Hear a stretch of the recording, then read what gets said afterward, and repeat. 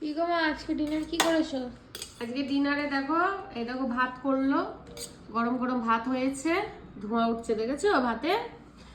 আর এই দেখো বাবারে হাসি দেখো। আর এই দেখো মেন, দেখো এই দেখো চিকেন। চিকেন আলু দিয়ে করেছে। সবটাই কিন্তু আমার ছেলে করেছে, আমি শুধু গাইড করেছি। আমি কিছু করতে পারিনি, ওরম ভাবে আমি নেবো না, আমি একটু হালকা হালকা হাড় টাড় নেবো, একটা আলু দে, একটু হাড় টাড় মাংস, আমার মাংস মাংস একদম ভালো লাগে না। হ্যাঁ, তা দেখো বন্ধুরা, তোমরা অবশ্যই কমেন্ট করে জানাবে আমাদের খাবার দাবারগুলো এখন অন্তত কেমন লাগছে তোমাদেরকে দেখতে।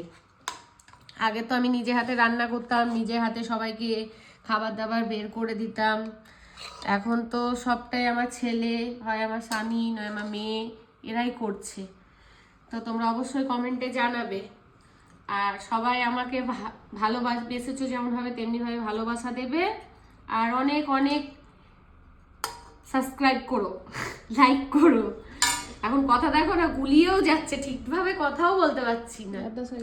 হ্যাঁ, আমার হাতটা যে কবে ভালো হবে বন্ধুরা, যে কবে আমি নিজের হাতে এই হাত করে খাবো, এই হাতে করে রান্না করব, প্রত্যেকদিন এই টেনশন আছে জানো। মাখিয়ে দিচ্ছে এখন, এই দেখো ছেলে, এই চামচে চামচে খাবো। কি শান্তি লাগে বলো চামচে ভাত খেতে। কিন্তু কি করব, কপালে মানুষের কখন বিপদ, কখন সুখ, কখন শান্তি, এটা নিয়েই তো জিন্দেগি, এটা নিয়েই লাইফ।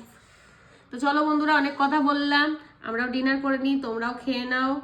আর অনেকে খেয়ে নিয়েছো অবশ্যই।